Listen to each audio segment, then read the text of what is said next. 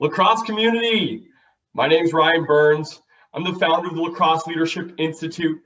It's our mission to empower all those that love lacrosse to utilize the skills that you gain from the sport to ultimately live the life of your dreams. Today, we're so fortunate to be joined by Erik Mineo, West Point Army lacrosse player, and now has been spending a lot of time speaking to high school, collegiate, even the PLL players to make sure that they're fired up, recognizing what you get from the sport to ultimately go to battle and be successful.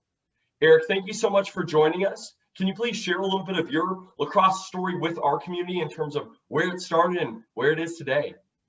That was quite the introduction. I appreciate that, and quite frankly, you teed it up really well. So I grew up on Long Island, one of the hotbeds of the world. We also know Maryland and Baltimore is a big hotbed, but Long Island is where I call home, and it's where I live now again, actually. So I grew up understanding and learning it's a creative sport, it's a team sport, and then I learned more about the indigenous people and what that sport meant to them, and what attracted me was it was a little brother of war, and that it prepared young men to go to battle, and it meant that team that's together is the team that's going to go and compete or go to war or defend your homeland. And it was a preparatory sport, and it was an inclusive sport, and it was a high intensity sport.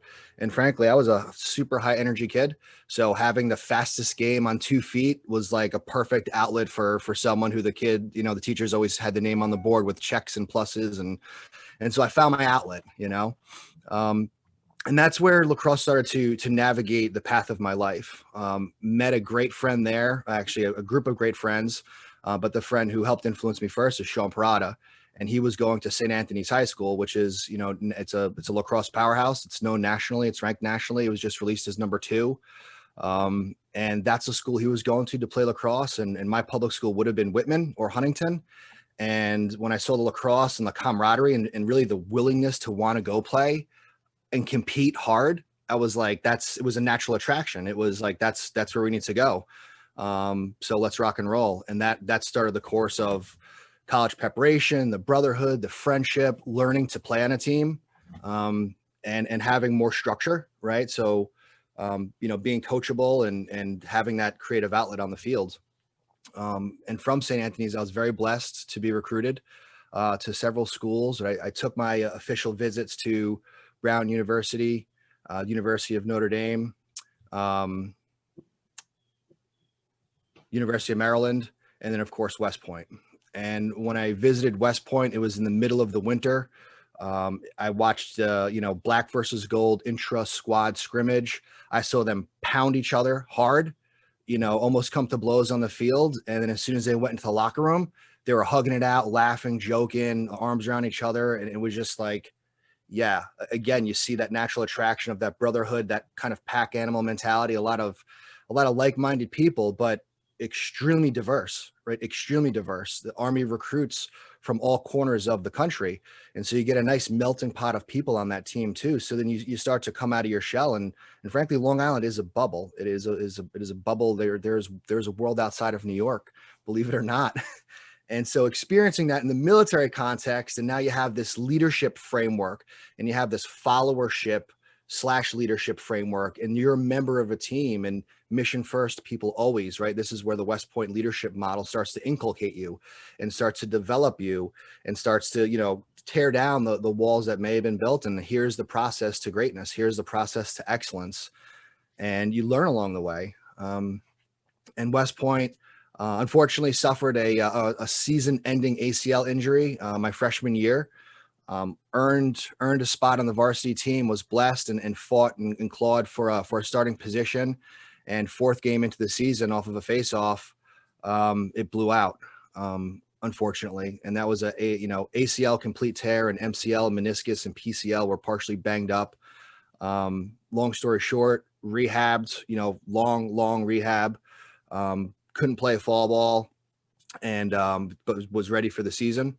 And 4th game into my sophomore season, after fighting my way back and earning a spot again and getting back healthy, overcoming confidence issues, because there's that mentality of you blew one knee, the other knee's going to go.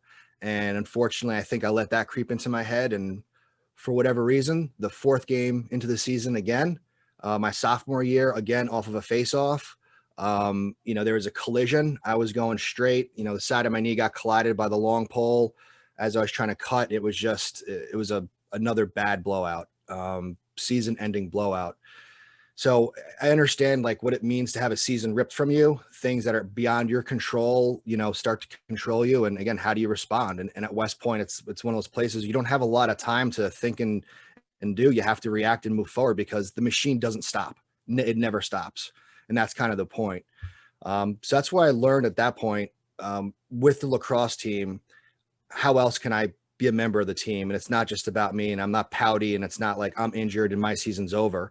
God damn it, get in the film room and start studying the face-off guys. Start like lending your eyes, your expertise, because there's next man up, right? And the mission continues. So how do you still fill that gap and not be a player coach and infringe on the coach's domain, but how do you keep your peers accountable, and how do they keep you accountable, right? Because you can go wayward and get a little cynical about not being a member of the team again. But again, that brotherhood, it doesn't let you. It doesn't let you fall and slip if you let it. And so you kind of let that team mentality help heal you. And you start to learn that it's the creator's game. It's the medicine game.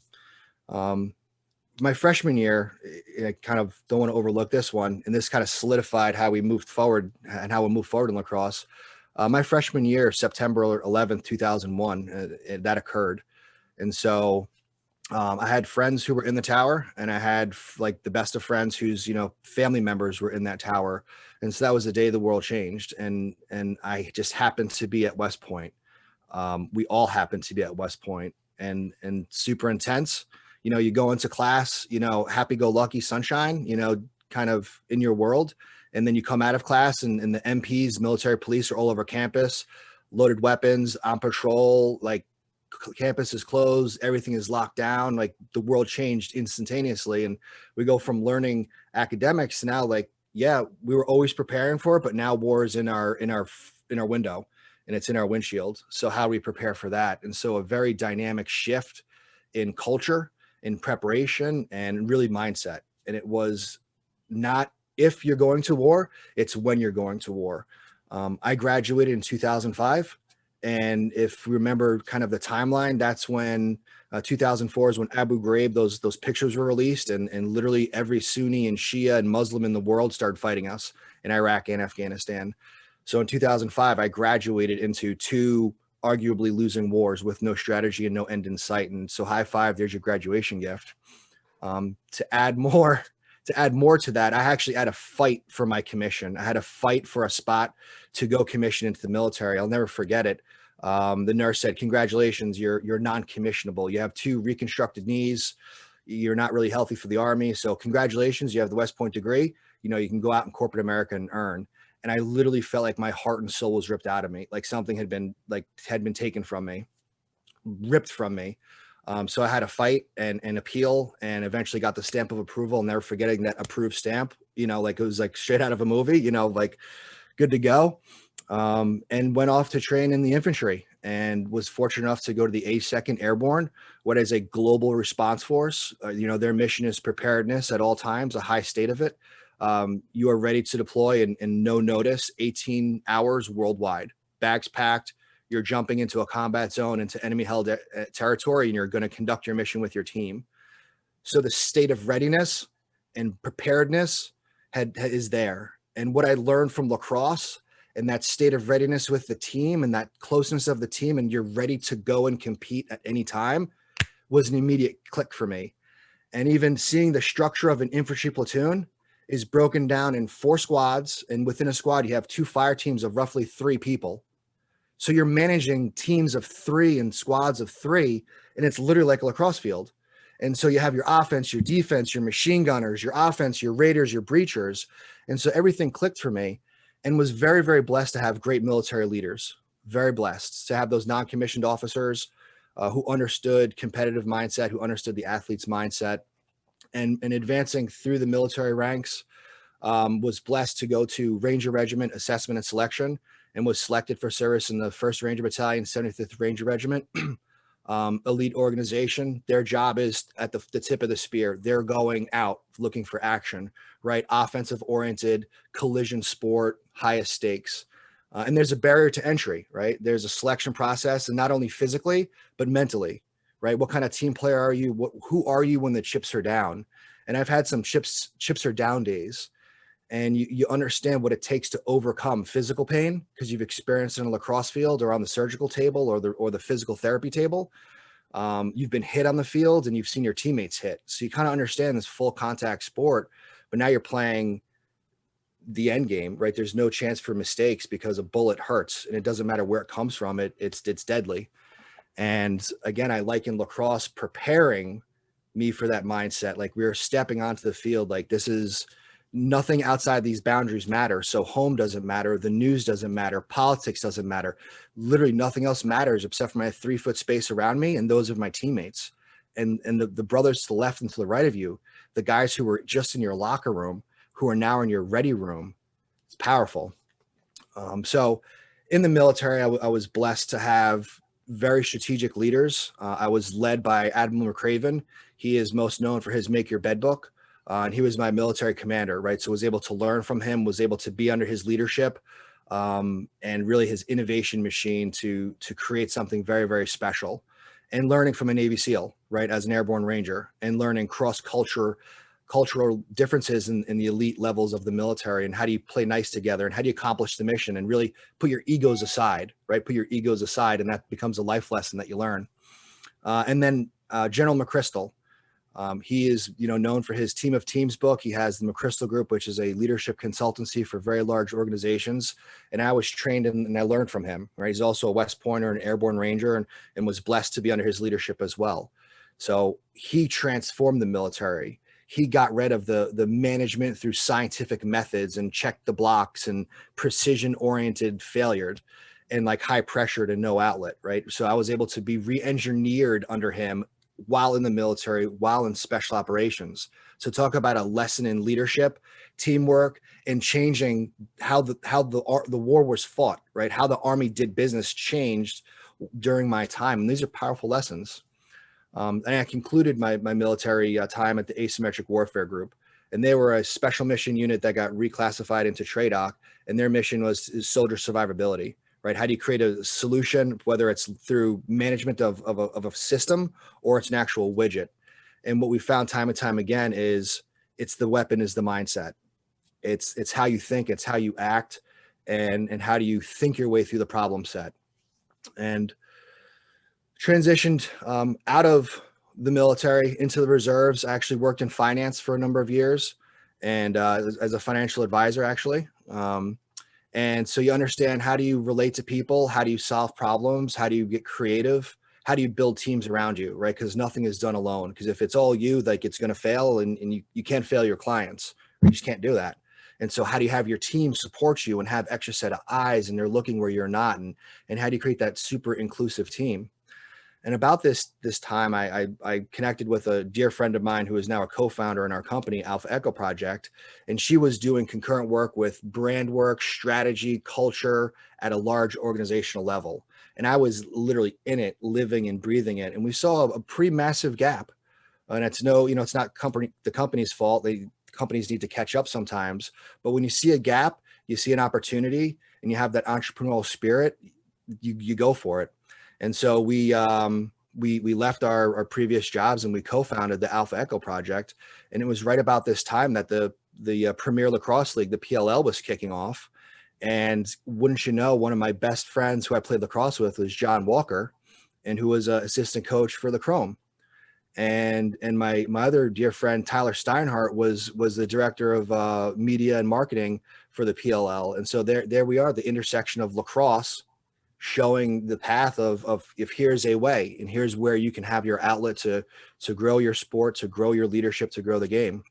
And so the Alpha Echo's mission is to develop the most self-aware leaders and resilient teams in the world. Self-aware leadership and resilient teams.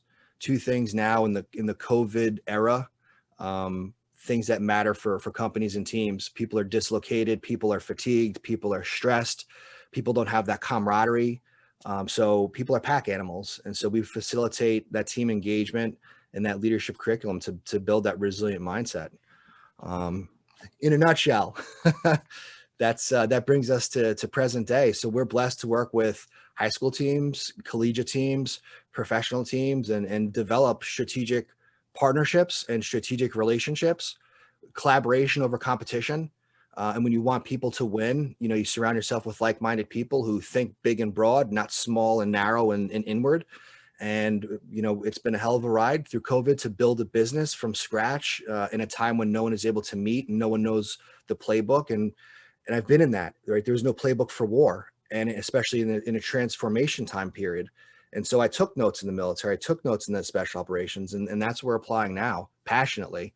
I mean, I think you get the sense of it. I can talk all day about this. I love it and love growing the game. And, I love what you're doing to give folks like myself a platform for it. So thank you, Ryan. Erik, thank you, man. It's just so passionate, like you said, but I'm fired up just speaking with you and hearing your journey, the battles of adversity time and time again. Having to fight for your right to fight for the country is unbelievable. And then to see you reach the pinnacle of that as well, going and becoming a Ranger. And then you talked about always being prepared, and then your biggest weapon is the mindset. I think that's what I'd like to dive into right now, is understand, how do you, or is there a tool you use, or how do you get your mindset in the right place to battle that adversity? Whether you're a youth player, a collegiate player, or a professional, how can you get in that place where you're always ready? Yeah, that's such a good question. And it starts with yourself. And it starts with understanding yourself and looking inward and taking inventory of yourself. Just like an airplane is, God forbid it's going down, it's my mortal fears. You have to put on your mask first before you're able to help anyone else. So I think learning through adversity, through extreme adversity of myself, there's been, more military engagements where I thought my life was over. You learn from these things if you let them. And I embraced, my perceived demons. I embraced what I did in war. I embraced what I saw. And I made a commitment to myself that the lives I saw lost, the brothers who I carried off the battlefield, would never be in vain. This was going to be delivered. This was a passion that's going to reside inside me. And how do we develop that self-awareness? So doing work on yourself and understanding adversity and welcoming it as an opportunity. And I'm going to say something that I think is critically important, that's overlooked, especially in the male species, and especially the age range of a young man who's trying to develop in this society. Vulnerability is invincibility. Vulnerability is invincibility. It's also a mantra, 3-word mantra of mine. And every time you feel weak, or every time you feel out of play, and you understand that vulnerability is invincibility, you may not have the answers, but you want to seek to learn. You want to seek to be better. And you're okay with that, putting your ego aside, right? I've done a lot of work to destroy that ego. And in our society and young men, you do everything to strengthen it and to fortify it and to never show weakness. And I understand that. And I understand that becomes exhausting. And in a stressed enough timeline, you will crash, you will burn, and you better hope to God it's not in a situation where other people are relying on you.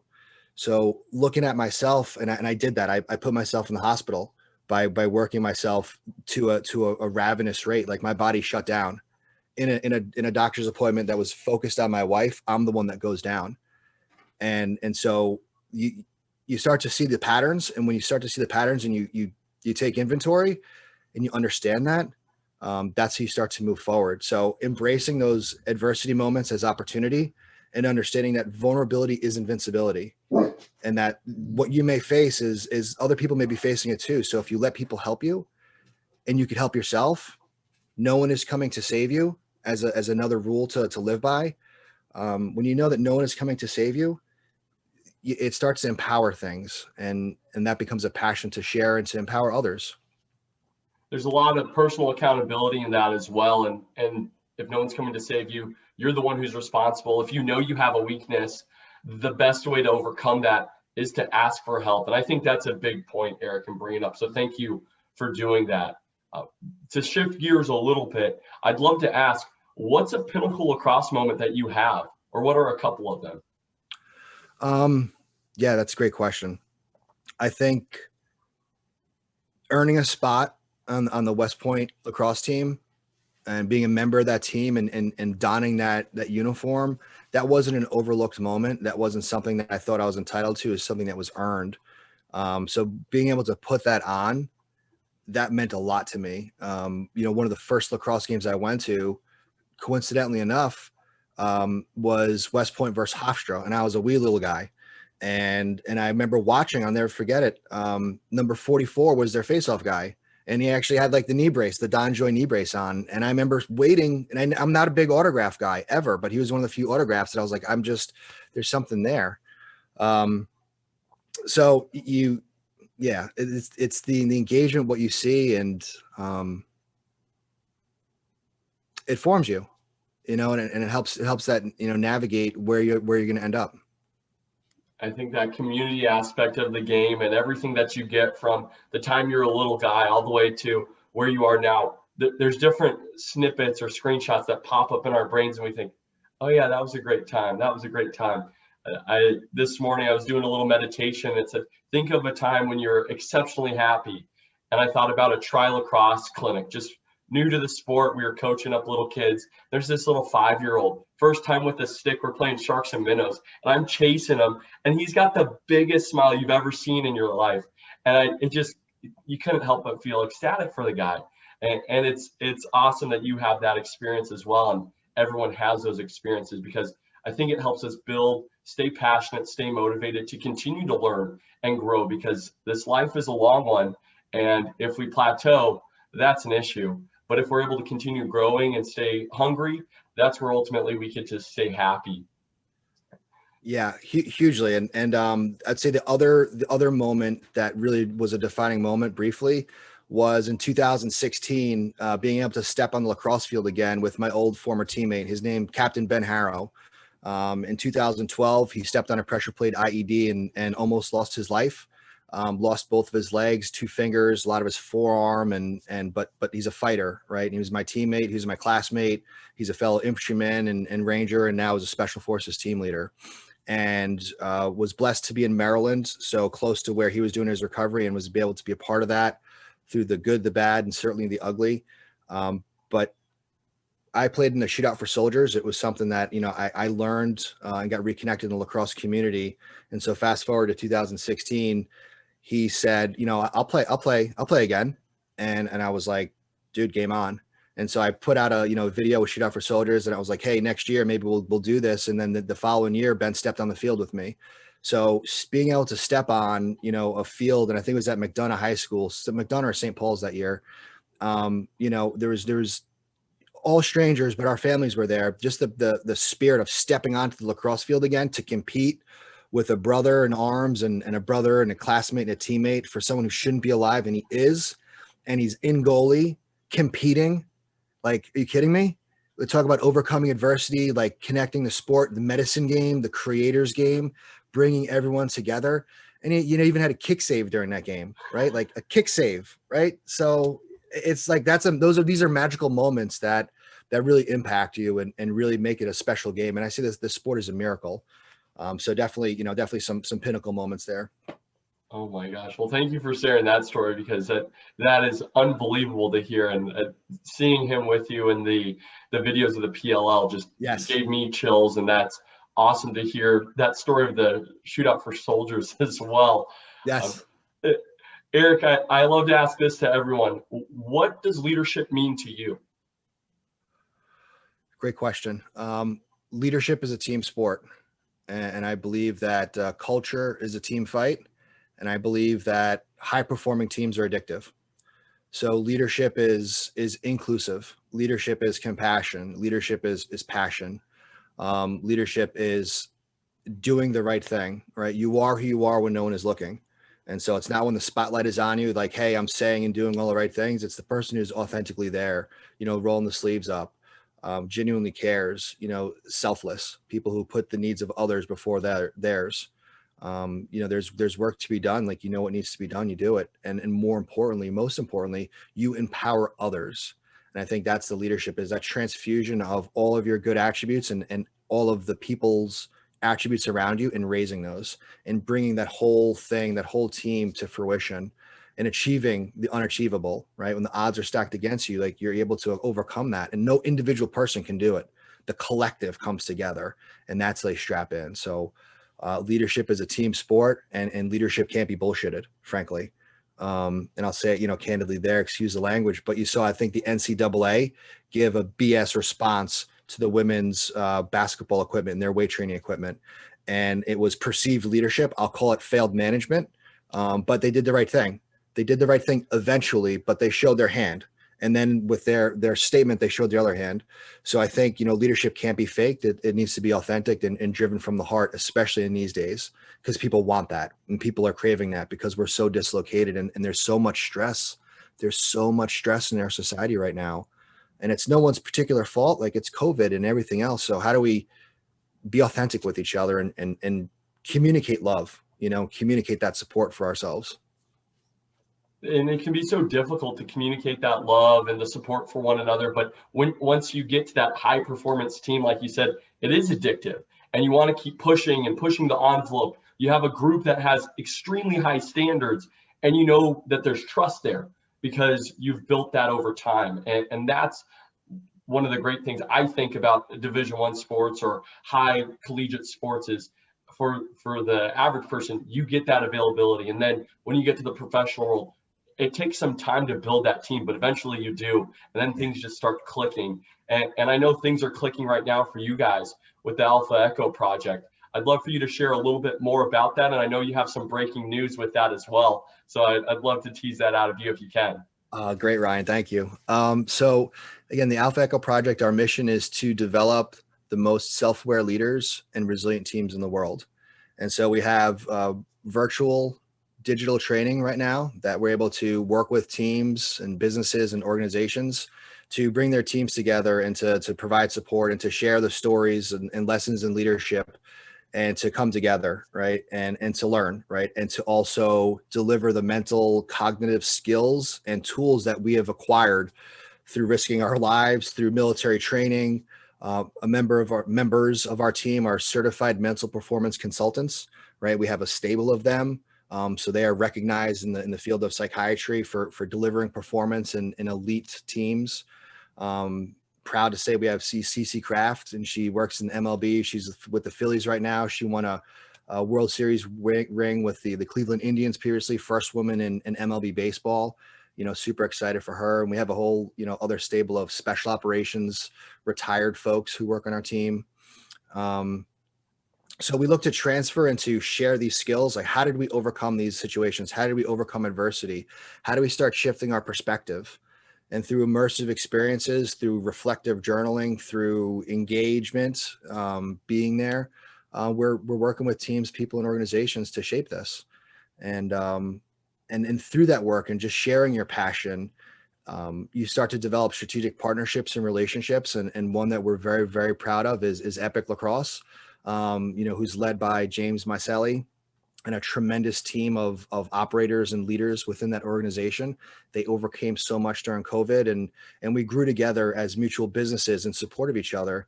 And so they're growing and expanding in a contractual year, and they were able to re-energize the lacrosse playground. And they came out with relax, replay, to relaunch the lacrosse playground. And one of the things that they're doing is opening a series of podcasts and very, fortunate and happy and privileged to say that, my partner, Alexis Brandolini and I will be co-hosts on the Ready Room podcast to be released in the first week of April. And we're going to bring to you a variety of guests to look at the psychology and applied psychology of what goes into the mindset, what goes into those overcoming adversity moments and grit, and how do we do this, and how to peel back and get a glimpse into the mindset of people who've done it, right? Experienced it, not just studied in a book and read a book and say, I'm going to do this for a living. People who've dedicated their life to it or have survived as a result of it. So we're super passionate to share that and to release that on the lacrosse playground. Erik, that is so cool. And I can't wait to start listening to that podcast and everyone that you bring on, because I know it will just be fascinating, especially because you guys have such experience and teammates that have the experience that are able to create a really interesting unit of perspectives. And I think you said at the very start of this, with your experience at West Point, it brought in people around the country that had different backgrounds and perspectives. And ultimately they had a same mission though. And I think that's ultimately the biggest part of culture, is when you can have a similar mission, but a ton of different perspectives to ultimately get there. you get to understand what you don't know, because there's so much that we don't know, that we don't even know we don't know. And the only way to get there is by having trust and understanding, hey, it sounds like you know something. I'm going to leverage your experience. We're going to be successful because of that. And I think that's going to be I'm assuming a big part of the readiness conversation that you have, and I can't wait for it. Yes, sir. You nailed it. And yeah, I'm excited to share it. And we'll have to get you on the podcast too, and peel your brain back too. See the work that you're doing and how you're growing the game. And it is awesome too. And this doesn't all advance, and unless we're all doing it. So, appreciate you and making it happen too. Oh, we'll appreciate that, Erik. I'd love to be on. Just because I know we're wrapping up on time. Is there anything that you'd like to add just in terms of lacrosse leadership? Anything else that you can impart maybe on the youth or anyone who's watching right now? Yeah, I would say for the youth athletes and for the people who are in the sport or maybe on the fringes of the sport, the sport and the community around it is special. And give it a shot and give it a go. Grow the game. Pick up a stick. Plug into your local communities and be involved with the sport. And to those who are on the sidelines of the sport, stay involved in the sport and help grow the sport. It'll give you life lessons that will resonate for a lifetime.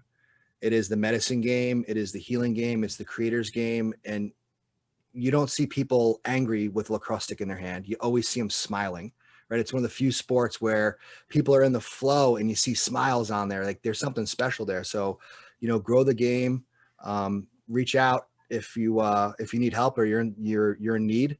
Everyone's here for you. And the lacrosse community is so inclusive, that join us, grow with us. Erik, thank you so much for being on today and sharing your perspective and your story of lacrosse and leadership with us. We really appreciate you. Thank you. I appreciate it, Ryan.